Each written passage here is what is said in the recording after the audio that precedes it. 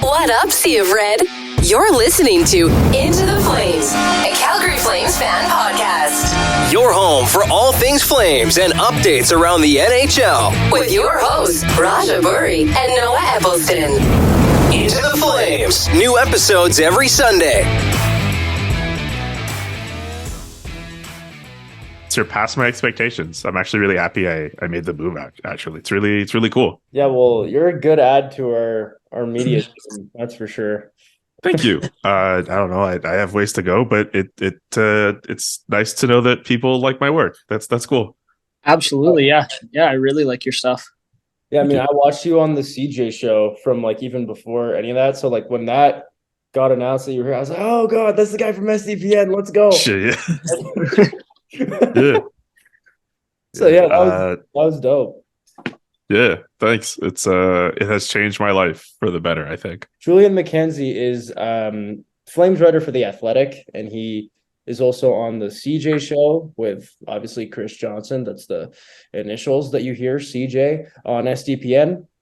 And yeah, so he's pretty plugged in. He just came out with a insanely sick article over on The Athletic. It's a whole behind the scenes piece regarding the trade, the Tkachuk Huberdeau deal, and just basically the things that we wish for as fans, looking and hoping to see behind the scenes. Like last night they played mic'd up footage from the game in Florida. That was like the best 2 minutes I've seen aired, I would say, just because we kill for that. And we don't have an Amazon Prime show like the Leafs, and we don't have a paid subscription like the Oilers. So it's really cool seeing, I guess, outlets deliver on that whole behind the scenes aspect. And Julian's article does that absolutely beautifully. So I'm going to hand it over to you, Julian. How did you get this done? Like, seriously. First off, hi guys. Thanks so much for having me. And yeah, I don't know. I asked people if they wanted to talk to me about this, and they all said yes. Really, it was just, I don't know. I had the idea to put something together like this, I guess around the time when I started The Beat, which was about a little over 2 months ago. And I don't know, it's always been my dream to write stories like that. Like if you read stuff either in The Athletic or any other website, normally for stuff like a big trade or why this person left this team or what the relationship was like and stuff like that, like getting to know all those finer details. I've always wanted to do something like that, and I guess doing it through this oral history is kind of close enough to that dream, and I would love to still do that again. But I don't know, I just had the idea, and then during training camp just reached out to as many people as I could and just tried to put something together, and I'm happy that a lot of people enjoy it, and it's, especially hearing you describe it, it's really opened my eyes to what I think a lot of people want in the market in terms of what we at The Athletic can at least try to deliver. So hopefully I'll work on trying to provide more behind the scenes stuff. Yeah, I know, especially as a Flames fan, there's not a lot of that around here in Calgary, like behind the scenes stuff and seeing what's going on with the team. And I know when the Maple Leafs released that documentary of their team, that was a big thing around the hockey world, right? Was seeing what's going on behind the scenes and how the team really works together. So yeah, an insight like that here in Calgary is like anything, like more than anything we could have asked for sure. Cool. What's funny about that Leafs doc is like my biggest criticism with that all or nothing thing was that I felt like we got a lot of insight with, how Kyle Dubas did things and Sheldon Keefe, how he was trying to run that team. But like, I would have liked a little bit more from the players. I know they had those little moments where you get to be a little closer with one of them or two of them at a time and whatever, but it would have been cool to get more of their perspectives and thoughts like in the locker room. Like it's cool that they showed us the coaches room stuff, but I felt like that especially that year that they had and the way that it ended, like, I don't know if you guys remember how the doc ends. Like they go through that first round series and they kind of speed through it feels like, and then at the end you see them do like one or two pressers and then it's over. Like you go through a crazy collapse against a team you should have destroyed, and that's how it ends. Like there's no there's no sufficient fallout. Like I know that's not the point of this podcast, but like I can go in on so many criticisms I have on that. So to hear that so many other people, so many other fans around the league would want something like that, it's like, well, geez, like, you know, if that's the bar, like, let's raise it a little bit. Because I think that doc, I don't want to say it was completely underwhelming. There were so many other things that were needed for it to be a true success compared to what we see from Hard Knocks or Drive to Survive in F1, right? So yeah, it's really interesting to hear people, you know, advocate for that when we know the bar for coverage like that in the NHL should be so much higher. Absolutely, yeah. I go to sleep at night and hoping to wake up to news that the Flames are going to have one of those documentaries, right? So when I read your article and got to see the insight and how the players were actually feeling when they went through that situation, it kind of gives us a different look at the players on your team and see them for who they truly are, not just a hockey player. Yeah, like hearing Jonathan Huberdeau react to that trade, and then also compounding it with how Alan Walsh, his agent, was describing it. Like, I kind of felt bad for him, you know. Like he played in Florida as long as he did, and then supposedly Bill Zito, the Pampas GM, only really gives him a handful of words, and then that's it, and he doesn't really know who else is going in the deal. McKenzie Weegar was going through that too. Right. It's really interesting to see how, you know, we're in this world where we're all supposed to be super connected and everyone's supposed to be able to reach out to each other, but you know, you could still learn through Twitter that you've been traded from one place to another, or this player is going with you in a trade, as McKenzie Weegar's mom apparently figured out. Like, it's really fascinating to hear how one person's decision in the offseason led to this domino effect of emotions for so many other people. And no wonder Huberdeau and Weegar went off the way that they did after that Panthers game over the weekend. Like this meant something to them. Mm-hmm. Mm-hmm. Yeah, absolutely. Yeah. I mean, you look at these guys and the superstar caliber that Jonathan Huberdeau is, and you would expect so much more out of the entire Florida organization in that situation, right? Like he received a very warm welcome back in Florida, and the fans loved to see him and he loved it. But like you said, the Bill Zito, just a couple words. You would expect there to be so much more behind the scenes. And that's why I really like when people cover it, is because it shows that like maybe it's not all that you think it is. I will say this, though. When I asked Bill Zito about it, he declined to kind of go in on the full extent of that conversation. And I think this quote didn't make the article, but he said he didn't want to betray those guys. And he meant Huberdeau and Weegar. He didn't want to, I guess, air out his side of it, how it might have gone, and maybe out of fear, not just fear, but just out of respect to those two players. At the end of the day, even if business is business and stuff kind of runs a little quick, I'd like to think that Bill still realizes that those two players did mean something to that organization, and trades and telling people that, hey, you're not on our team anymore is still a very difficult thing. And considering how emotional those discussions might have been, I can understand why Bill, and I tried to at least mention at least once, you know, hey, like Bill, from Bill's perspective, him saying that, you know, it's not something he'd want to go in on.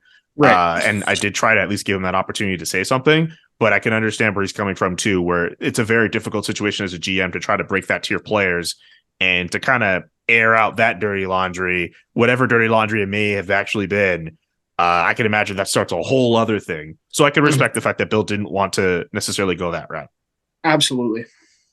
And I mean, I think, like, to Noah's point, the reason why, I guess, mentioning that it was only like a couple words being dealt, again, that's, you know, sealed off with how much he really wanted to give up or give away from his side of the story. But we're fans of an organization that waits too long to deal with their players. So we're not used to just quick action, like, oh, this guy still has a year left on his deal, let's deal him, right? We're not going to be able to extend him, yada, yada, whatever the reason may be. But it's like, we're not used to that in this market. We're used to hanging on for dear life. And then the Iginla trade, which is a perfect example of exactly what I'm trying to framework right now. But it's just that sort of thing. It's almost like a really good insight of just looking at how organizations deal with things differently, how they, I guess, the brain power that is in the executive chair. And I think aggressive is a good word, because like you can go around and say like GMs are aggressive, or like they're always in on things, and that's something we were always so used to hearing. And they're always like, lurking around trying to make the team better. But then a trade like this happens, and this is like seismic. This is like the biggest deal since the Gretzky trade, when it's the first ever sign and trade in NHL history. Just all the implications around it are just insane. This is the biggest trade since the Gretzky trade. That's your take on that? That's my take on that. Because when you think about it, it's the first sign and trade in the NHL history, and it's the first time 200-point players get swapped for each other since that deal. So that's how I look at it, at least. Never thought of it that way, to be honest.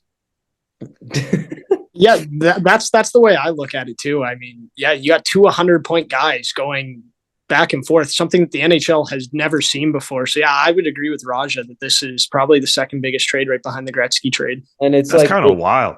That is wild. I mean, then again, I come from a market where people are still hurt about Shea Weber for PK Subban. So hearing that from you guys is like, whoa, that's crazy. I mean, I don't know if that's to your point. Like, yeah, that's not every day you hear about high quality players getting swapped for one another. And yes, they might be at different ages and stages, but yeah, like high quality players, a sign and trade announced at like 11:30 Eastern time. Like there's so many things about this move that were so crazy. And like, I'm glad that like I was able to like put this into like some kind of story. Because like that was a thing that like in the middle of the summer already, the Flames got kicked in the nuts with how the Johnny Gaudreau thing happened. And then like this, like, I felt bad for Flames fans, honestly, from a distance. I was like, geez, like, how do you lose like 2 great players? You guys had like the best first line in hockey, like 3 40-goal scorers, and 2/3 of them just said, nah, man, like, I want out.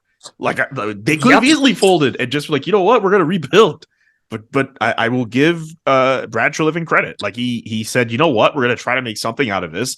And he has turned that into a team that is hopefully trying to be competitive for the next few years. And look, Jonathan Huberdeau was off to a slow start. I think he's starting to pick it up now. McKenzie Weegar, I think, is doing okay at the back. Like, if Jacob Markstrom holds the fort a little better, they look a little bit more competitive, at least this year. Yeah, absolutely. I agree with you. And yeah, like you said, just the crazy summer that it was. The best way to describe it here in Calgary this summer was an emotional roller coaster for Flames fans. I mean, it was so high to so low. And then, yeah, the Gaudreau leaves. Everybody's like, where do we go from here? What's the plan? And then it's news that Tkachuk's getting traded. And I think the whole fan base was in shock for 2 weeks. Even though we were getting the return of Huberdeau and Weegar and guys like that, it didn't feel real here in Calgary. Like, it didn't feel real at all. Like, it was just a big dream. And then it didn't start to click in that this is our team now and this is what's happening here in Calgary until like even maybe only a month ago. I still can't even believe that Huberdeau's in a Flames jersey, bro. That's what this dude is locked up for the next 9 years. And I'm sitting staring at him like, oh shit, so there is a number 10. Like, okay. Yo, it's kind of funny, like seeing like Jonathan Huberdeau like as a Calgary Flame. He was in like Florida for how many years?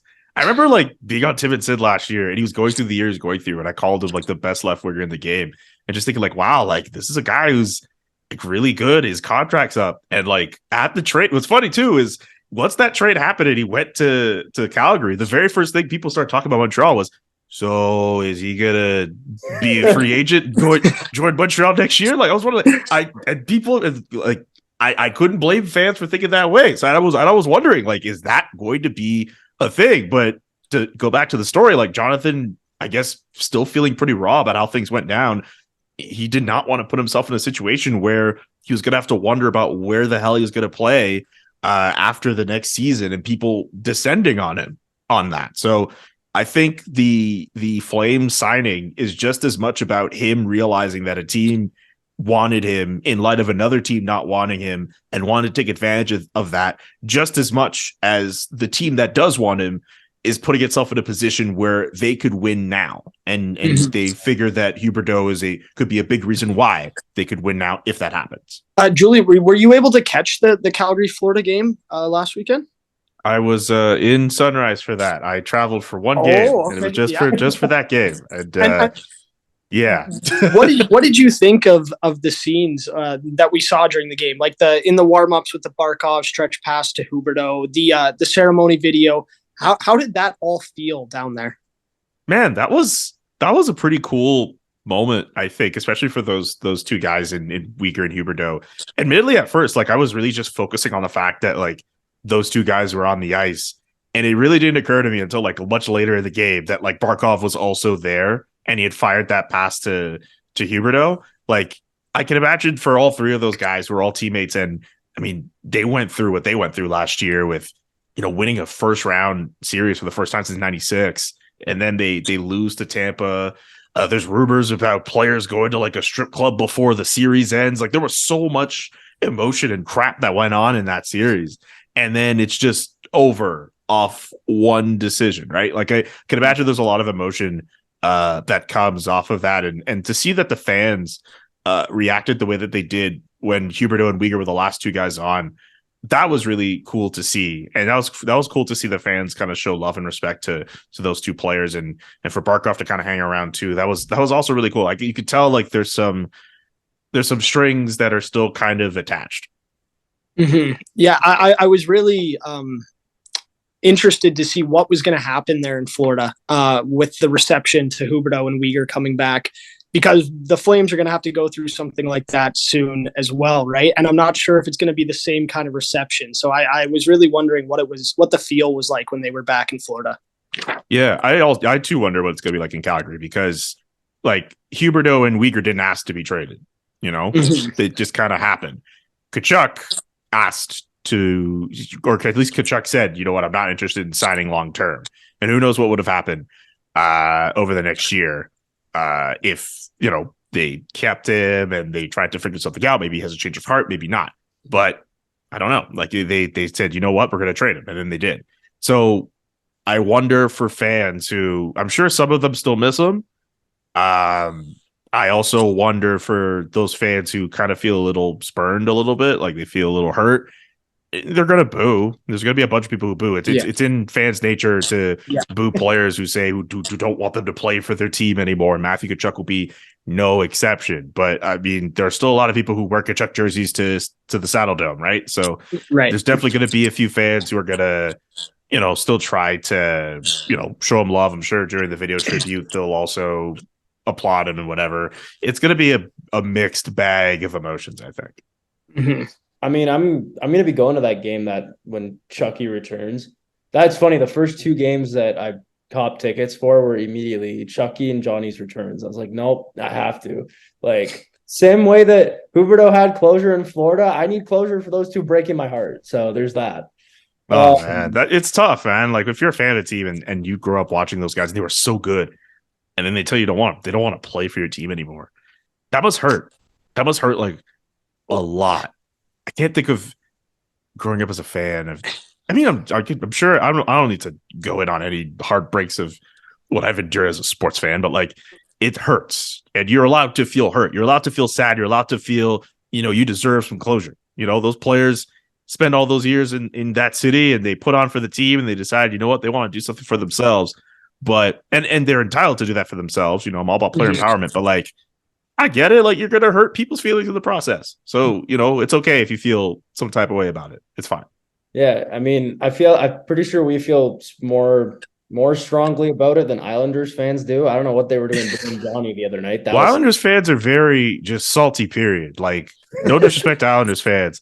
They're like, I guess it's like a little brother syndrome thing with the Rangers, but like I feel like any type of sensitivity you throw their way, like they take that immediately as disrespect. So like any opportunity they get to one up like John Tavares and the Leafs, like I get that too. Like fine, like you take advantage of that and you revel in it. But like I definitely think like every fan base is gonna do that to some degree, and I shouldn't just take that swipe at the Islanders. Like they're nice people. They're a good band. They're a good group of fans. It's just they can be sensitive.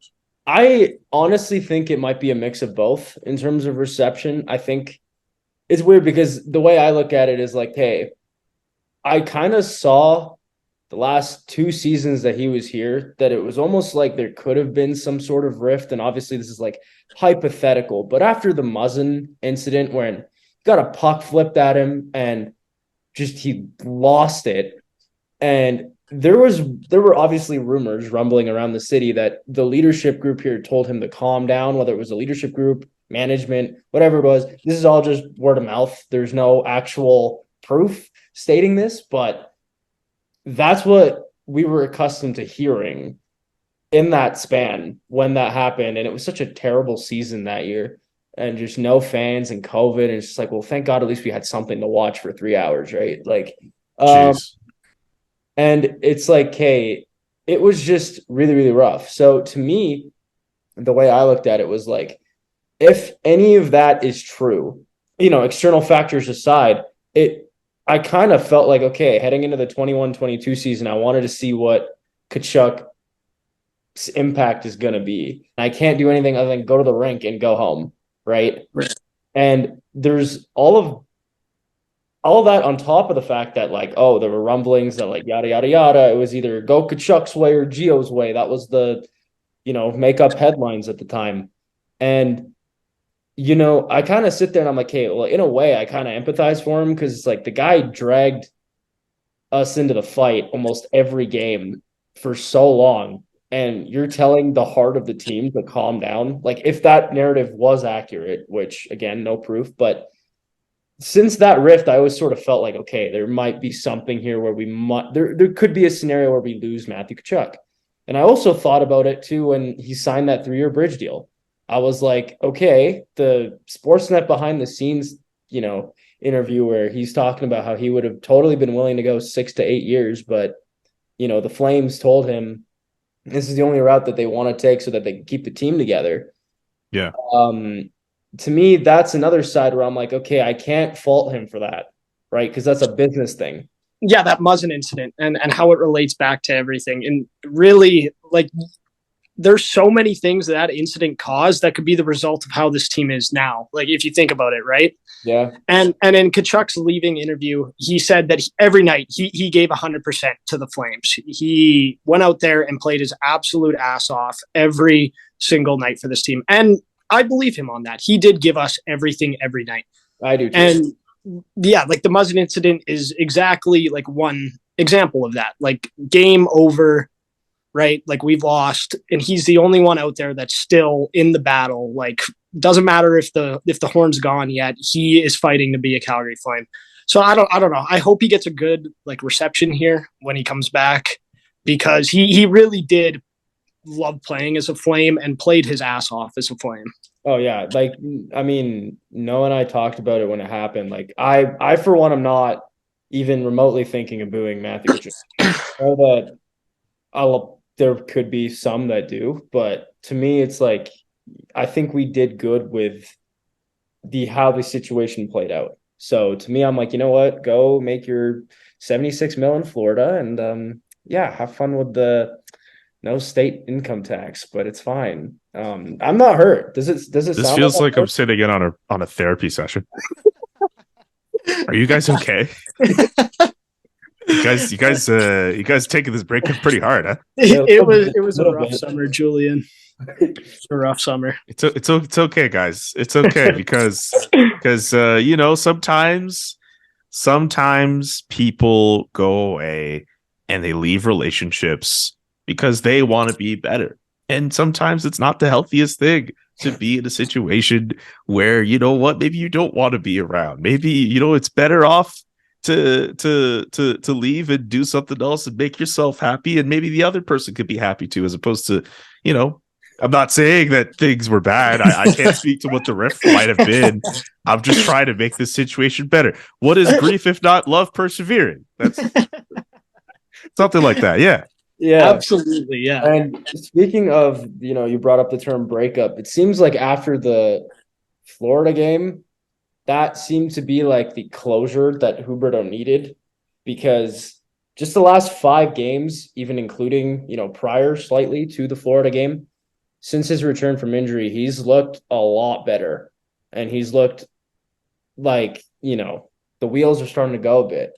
And chemistry is a weird thing, because before this season started, did we ever think that we would be talking about a top line of Ruzicka, Lindholm, and Toffoli? No. Nope. We were Right. Noah and I were hoping that Ruzicka would be in the lineup, and we've been gunning for that since the deadline last year. When it's okay, we don't need to get into that, but It's okay. Oh my god. It's okay. It's okay, Raja. but yeah, can you tell I'm passionate? Like, oof. Yeah, but seeing Ruzicka kind of come in when Huberdeau was out with his injury, come in and just go off the way he has, and alluding to Daryl's comments of saying like, Lindy likes who he's playing with, like he enjoys who he's playing with. I think it's just a revelation that Ruzicka is up there, and it's caused Huberdeau to settle in with Backlund. Is this something that's what I was gonna say. The performance of Ruzicka on that top line and providing that offensive spark, I think has done wonders to Jonathan Huberdeau's confidence, right? I mean, you look at that goal he had last night in Philly, the confidence he had on that shot, it was like he knew it was going to go in. I mean, and just having a guy that has been healthy scratched, he's battled kind of thing, and finally finds his way into a first line spot and produces.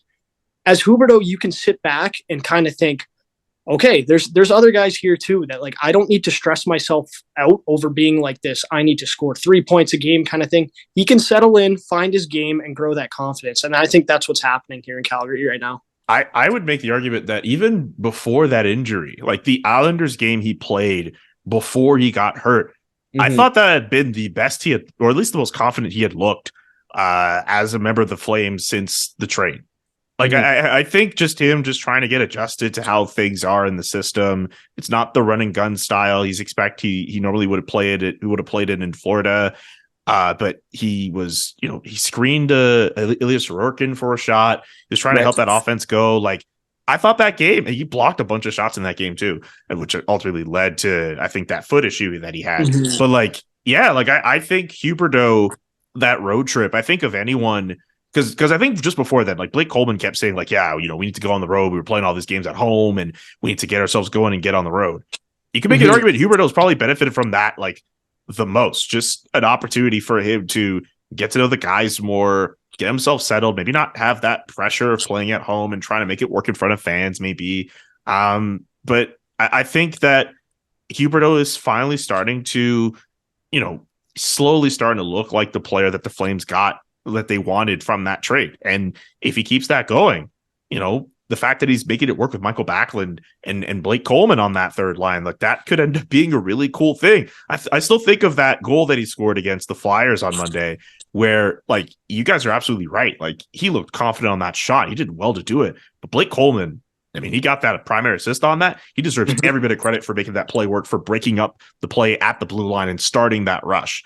Like, having line mates like that who are going to be able to help them get the puck and work down low and create turnovers that allow them to keep possession in the offensive zone, which I think Backlund and Coleman are really good at doing together. I was still really surprised, as a side note, that like Sutter even like separated them at any point, but like the fact that he put them back together, that is a really good move. I think you could do almost anything you want with this lineup, but I think if you keep Backlund and Coleman together, like you're good. So to have a guy like Jonathan Huberdeau on their side as well, we have the potential of seeing a pretty decent line out of it. And for Adam Ruzicka, a guy who's been trying to be consistent, and he realizes the opportunity that's been afforded to him now, I think he's done well with it. He's looked confident. He's getting his shots off too, and he's working well with Lindholm. And Lindholm, again, as you mentioned before, seems to like playing with him. I think it's the fact that they're both centers and they both kind of understand what it takes. I think they have something there, and it's looking good right now. They looked kind of wonky on that first road trip, but it seems like they're turning a corner finally. I know a lot of Flames fans have been, I guess, frustrated with the fact that Jonathan Huberdeau has been slotted on that third line for the last 5 games or so. But for a player that's slumping and a player that's dealing with confidence issues and a new surrounding and a new system, having 2 200-foot beasts like Backlund and Coleman next to you is probably the best situation that you can be in. Having those guys that are so defensively responsible and forecheck the way they do, it makes your life as Huberdeau so much easier. Yeah, I could imagine. It's funny. I didn't even when I was writing about how they were trying to find a way to get Huberdeau going with Ruzicka playing well, for whatever reason, it wasn't something I had thought about, that Backlund and Huberdeau and at the time Lewis could work as a potential trio, and maybe Daryl Sutter was just thinking, you know what, something has to work, and it was kind of like a last resort idea. But yeah, I think especially for a guy like Huberdeau who's still trying to get the defensive part down in this Daryl Sutter system, to put him with two of the team's best two-way players, that absolutely helps him. Could also lighten a bit of his load as well, and help create some offense out of that line. I think the Flames can be really effective when they're put in a position where they can get offense from all four of their lines, really. I mean, if nothing else, like your top three lines should be able to produce. And yeah, I'm sorry, like, seeing how he's played with those guys. Like, I mean, it looks like that line works. And just, if that's a way to keep him going, I mean, he's on like 4 points in his last 5 games, or maybe I have the stat wrong, but like Huberdeau's picked up his game. And I have to admit, I did not see it coming that he would end up playing with Backlund and then now Coleman. Chemistry is just a weird thing. Like, just heading into the season, you're like, oh, Lindholm, Foley, 2 guys that can snipe. Ooh, best playmaker in the league. Ooh, that looks like a good line. Mm-hmm. And for whatever reason, it just didn't, And then you think about it now, and it's like, okay, well, Adam Ruzicka's up there. Let's put him next to 2 guys that aren't known for their finishing ability, and let's see if it works. And it works. Like, again, small sample size. It's been 2 games, but it works. Analytically, they were an absolute dynamo last night. And you can get into underlyings and all that, and how much you want to take stock into those. To me, they paint 50% of the picture. I've always said that. I don't know. It gives me 3M line vibes. Like, back to when Tkachuk, Backlund, and Frolik were a thing. And it's just like, it kind of gave me those vibes last night. I was like, you know what? I love that line at the time. Mm-hmm. And I'm trending towards loving this one. So I guess I'm excited to see what they do tomorrow and how they build on that game in Philly. Because, like, that was just a really good game by that line, especially. Julian, what are your thoughts on Dylan Dubé? Because I saw your tweet. I think it was you who tweeted it out. That's like, oh, that's his first goal since opening night and all that sort of thing. And kind of taking a look at the Kadri line and how it's kind of tapered 5-on-5 with, like, Mangiapane struggling too. And just, like, what's your overall take on that? Yeah, I mean, Dylan Dubé and Andre Mangiapane were kind of lumped together as 2 guys who, at first they looked okay on that Kadri line, and then Kadri kept scoring, and then those 2 guys just weren't. And I don't know. I think for Dylan Dubé, like, for him to get that goal against Philly, I can imagine that takes a bit of weight off his shoulders. I mean, he just has to find a way to get that going consistently. But I keep thinking of how Daryl Sutter expects a lot from that 23 to 29-year-old age group. He kind of repeats that a lot in either his pregame or his postgame press conferences. And Dylan Dubé is in that age group, so he has to produce. I think with the lineup that they have, I still think they need another finisher in that top 6. But in the meantime, they need to rely on a guy like Dubé to produce. So good on him that he scored, but he's going to need to get himself going a bit more consistently. And I still think him on that line with Kadri and Mangiapane, he was pulling at his best, at least to start the year. But he needs to find a way to get himself going a little bit more offensively. I still love that line. I think they're so fast and they forecheck well. Kadri, I think, has settled in Calgary better than anyone could have ever thought that he would. But I think if those 3 keep pushing together, they'll figure it out at some point, and this slump's going to break. And I think we saw a spark of that last night in the Dubé 2-on-1. Yeah. I remember watching this line from training camp. And I remember just thinking, like, how annoying all 3 of those players are just together because of those attributes that you mentioned. So I think at the very least, if they continue to do that while they're all together and, hem other players in their own zone, like, at the very least, they could find their way to be effective that way. But I don't even feel I've seen enough of that in their last few games. So it'd be good for them to get back to what made them so successful, at least at the start of the year. And then I guess some more of that offensive production will show up too. Yesterday, Daryl Sutter dropped a bomb that Noah and I kind of agree with. I want to know what your take is on this, but Daryl Sutter just came out and said that Nikita Zadorov has been this team's best defenseman so far. And Noah and I were like the main Zadorov fan club last year, even like throughout his struggles. I mean, and now he's the level of confidence that he's playing with is just like insane. And with Tkachuk being gone, we were kind of sitting always thinking like, okay, like who's the guy that's gonna like score a big goal, gonna drag the team in when there's like, and Zadorov's been doing that. Mm-hmm. Like this guy could have literally gone anywhere. If Eric Goodbranson could get 16 million Columbus, Zadorov could have gone literally anywhere for probably the same amount of term that Eric Goodbranson signed for and decided to stick around here. He's 10 times a player this year that he even was last year at this point in time in the season. And just unreal. So what's your take on Zadorov? I think he's had moments where he's looked like the team's most dynamic defenseman, and it's very surprising to see. As the guy who, with all the changes being made on the defense, you think, okay, well, he's gonna have to make it work as a third pairing guy, and possibly sheltered with Oliver Shillington if he was available to the team. Instead, I mean, he's had moments where he'll play third or second pair, and I mean, now they're putting him with McKenzie Weegar, and while he still kind of gets himself into penalty trouble, and still will make the odd mistake here and there. The fact that we've seen him in instances where he'll try to go on the offensive and like be a good option for like Tyler Toffoli to feed the puck to. Like that is really cool for this Flame defense to have. And yeah, I think considering the fact Tanev's missed games, I think Noah Hannafin had a bit of a slow start to the year. Mackenzie Weegar's still trying to figure stuff out, but he's gotten better.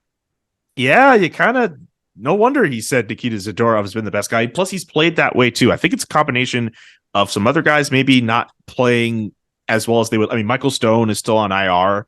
We're still waiting to see when he'll actually get back. But I don't know if you were going to throw up him as a second to how good the Flames defenders have been to this point. But I think Nikita Zadorov definitely deserving of some praise from Daryl Sutter for the way that he's played. Mm-hmm. To me, he looks like such a smart player this year. You mentioned jumping up on the offensive. He does it more than any other Flames defenseman I think I've seen this year. And every single time he goes for it, it is the perfect situation. He's always creating a 4-on-2 or a 3-on-1 because he's decided to jump up and take that responsibility upon himself. Yep, it's made him into a better defenseman. We haven't even gotten on the fact that he imposes himself physically so well against opposing players. Again, hopefully not to a point for him where he's doing to take a penalty, but the fact that he's made it work on that end, plus the offensive side, is what has made him look so good to start this year. Jacob Markstrom, he's making some very, very big saves, but then there are also some very untimely, just like routine sort of plays that you think that he would have, like a goalie of his caliber would have. And then suddenly, it's kind of like a momentum shift. It's like, okay, well, damn, like you just made all of these saves, but the stinker is the one that's going to cost us the game. And it's like I kind of go back to the Tampa example. Like we get the game within one, and then I think it was Philip Myers like lobs one from the blue line, and then just out of nowhere it's in. Like I looked down at my phone for like 10 seconds, and suddenly we're down by 2 again. So I was like, okay, like there's clearly some sort of struggle happening there with Markey.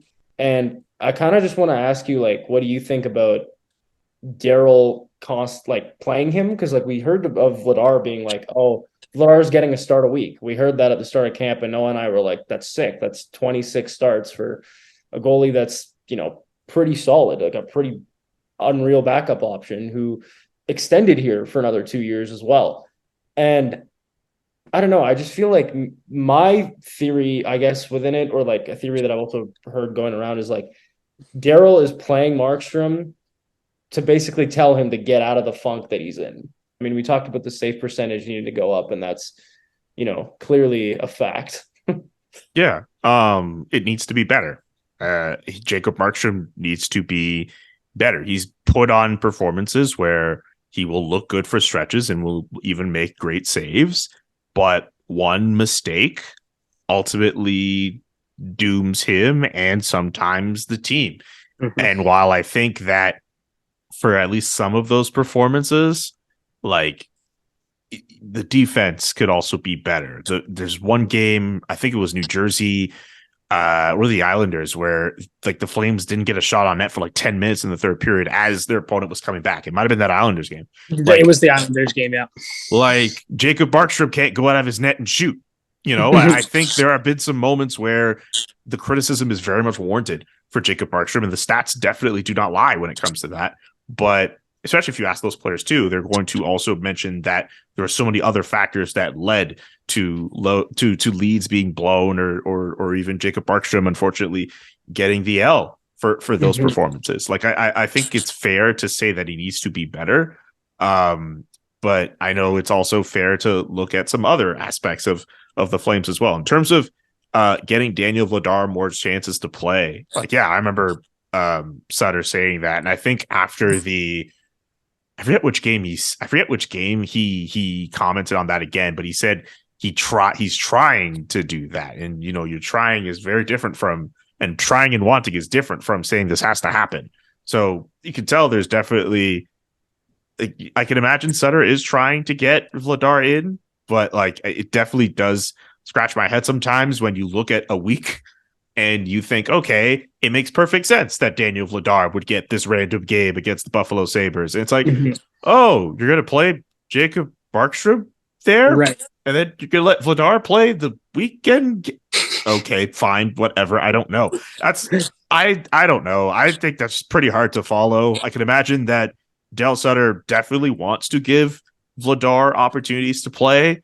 And I can imagine that it's also maybe not fair to Darryl to just be like, well, you said this was going to happen.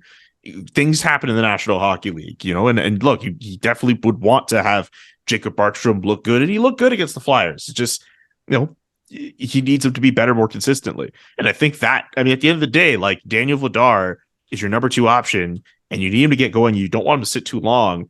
But if this Flames team delivers and makes the playoffs, they're going to rely on Jacob Markstrom again. And Jacob Markstrom has to be able to deliver when it really matters. So he has to perform in those moments. It's a bit of a weird situation with regards to handling goaltenders. You either get them looking real good or they're voodoo. It's tough. Yeah, and I think we all know that goaltending is such a mental game, right? Like you can't get too high, you can't get too low. You gotta maintain your headspace and stay where you're at and stay locked in. And I wonder if that's part of the reason for Markstrom. He's made some really big saves this year already. And I mean like flashy saves. He had that windmill against Winnipeg. He's had a couple like cross crease one-timers that he stopped, but then he lets in these little ones and he misplays the puck. I wonder if it is a fact of getting too high in his head and thinking that he's on top, and then a fluke beats him, right? I don't know what it is with him, but he needs to find a way to stay composed and on the same level throughout the whole 60 minutes, because little mental errors are what is killing this team right now. Yeah, that's a pretty good way of putting it. Just I don't know about him feeling too high as a goalie. You try to be as confident as you are in the net, and also different goalies have different approaches in terms of their confidence level and their style in net. It's just for Markstrom, it's just really frustrating, I can imagine, especially for fans, to see him do the windmill and make an incredible save, and then in the same breath see him allow like a weaker goal. Like he needs to be able to, like what we haven't had to this point this year, like a Jacob Markstrom game. Like a Jacob Markstrom, he stole a game that the Flames, they did not play well, but he stole that game. We have not seen that from Jacob Markstrom yet. I don't know when we'll get it, but I think when we get that, that's what I think. And I get that maybe Darryl will probably still won't be happy about the fact that he'll have his goalie stealing a game. But I just, considering how his year has gone, just from my vantage point, I would be encouraged if it got to a point where Markstrom stole a game for the Flames, because that would tell me that he's at least getting closer to the form that the Flames need him to be at. Right. And I thought that save at the end of the Philly game that actually ended up leading to the Blake Coleman empty netter was a huge save for him, because if that puck, it's all like caught up in front of him, right? And it slides out to the other side of the net and he jumps across, gets in front of it, and Coleman fires it down the ice to make it 4-2. If that puck beats Markstrom, who knows where this team's head at and where his head is at heading into the rest of this road trip to wrap it up. Yeah, like one issue that I mean, one thing that I know I didn't get to write about and hopefully would like to still write about is this team is still trying to play this like 60-minute effort, and they seem to have figured out a way to start on time, but it's a matter of them finishing the job and ensuring that when they have a big lead on a team, they don't lose that lead. Maybe they bend a little, but they don't break, right? And I think that game against Philly was a good example of them maybe bending a little bit. They allow that goal in the third, but they didn't break ultimately. So they need to find a way to do that more often. It sounds a bit obvious to say, but considering how they blew a lot of those opportunities in that winless streak that they had, considering the lineup that they have, considering the veterans who are on that team, considering the ups and downs that each of those players have gone through individually in their careers, it was a bit surprising to see them get to that point. But also, you know, just the adversity that they're trying to overcome at this point in the year. And I mean, I think like also Daryl put it really nicely in, I guess, stating that they're working towards being a hardworking and honest team. And that's something we heard back in the North Division year when he first came in. He was like, okay, like I need to come in here and restart this from the ground up. Well, newsflash, 200-point, 40-goal scorers left in the offseason. You're doing that over again.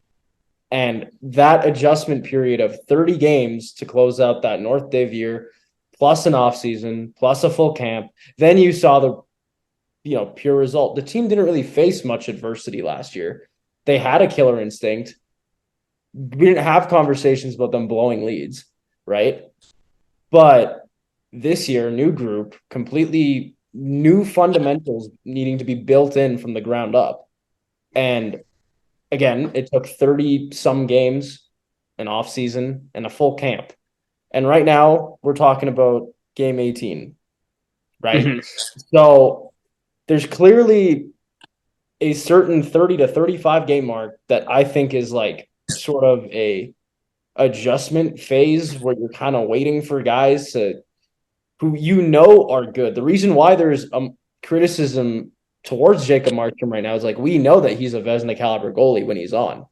Like that is not a slight towards him. It's just like, damn, bro, what's going on? Like we know you're good, right?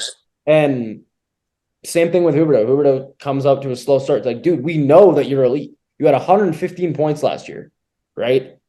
And Markstrom looked amazing last night, honestly, in my opinion. And Huberdeau looked amazing last night and starting to look amazing over a brief little stretch here. So you need certain guys. It's also a situation of not just like systemic adjustment, but it's certain guys needing to get going that aren't at their peak yet. And I don't know, that's how I see it. And I mean, if we're still having this conversation at the 41 game mark, and it's halfway through the year and we're still talking about blowing leads, yeah, okay, then I'm going to start getting a little worried. But I still think that the Pacific Division is not that, like, yeah, you can talk about, Vegas, they've basically run away with it now. I don't see a world where they lose that unless, a curse beholds them like last season. You take a look at the division, it's still wide open, right? Few more wins here, you pass Seattle, you're third. Once things get clicking, and what I mean by clicking is like Markey's back, the D's looking good. Like Hannafin and Anderson have been off to slower starts this year, despite Anderson's point production. And I think Uyghur's been good, like you attested to. Yeah, it's kind of hard to be like in a position where you're like, oh no, this team sucks. Oh no, like they're not gonna go to the playoffs. Like I'm trying to pull up the standings right now. Like they're not out of anything. They are tied for a wild card spot right now. Yeah. Like this is through 18 games.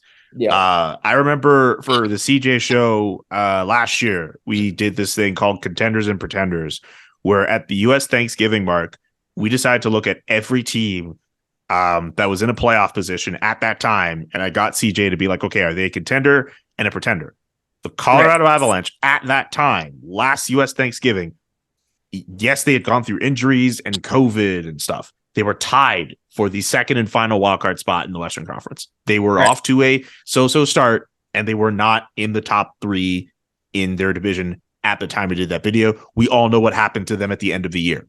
Yeah. I think as long as you're within that realm, as long as you're kind of hovering around where you should be fine. And plus the fact that the Flames have won their last few games, they're getting better at a decent time in their schedule. And again, they have all those veterans and they know what it's like to go through a full 82 game season. So it's kind of hard. And I think even when they were going through the winless streak, like, I didn't feel at all that like you need to press any panic button. I know people were asking the question, but I didn't think it was a fair thing to do. There were definitely things that need to be better. There are things that were concerning, and you have every right to feel concerned, I think, but to be in full-blown panic mode, especially now, like, I think that would have proven to be a very premature decision with the group that's in place. And yeah, just to add to that, like during that winless drought, I guess metrically, analytically, you look at the underlying numbers, like they were still playing sound 5-on-5 hockey. Like there's evidence that proves that. It's just they were controlling play. They were at least starting to get production at that point. Like they just couldn't hold on to leads. And that was an issue, at least from the beginning of the year. The way that it was raised was like they needed to be better at 5-on-5. And maybe they still need more individual performances at that point. But like, I think even during that stretch of play, like they were starting to get better with regards to possession and getting chances. The chances are up. They just need to finish. And I think that's a good spot to end it. I think we covered it. Thanks for coming on, Julian. This was awesome. Yeah, Julian, Thank you so much for the insight and all of the information. It was really cool to pick your brain on all that. Thank you. I'm glad my brain works. Thanks so much for having me, guys. Yeah, awesome. Thanks, Julian. Awesome. Thank you. Alrighty, so that was Julian McKenzie from The Athletic and SDPN. So I guess that was like a little mini game review summary. I know Noah and I haven't posted in a few weeks, busy schedules, whatnot, but we're going to get back to a regular posting schedule here soon. Yeah. And if you guys liked our content, feel free to, hit that subscribe button. It's red. It's like the big red button, same color as the hat. So if you guys like our content, hit that subscribe button, hit the like button, and go Flames go. Yeah, and while you got time, head over to The Athletic and check out all of Julian's articles on the Flames. They are all great masterpieces, I would call them. And thanks for listening, everybody. Alrighty. Thanks, guys.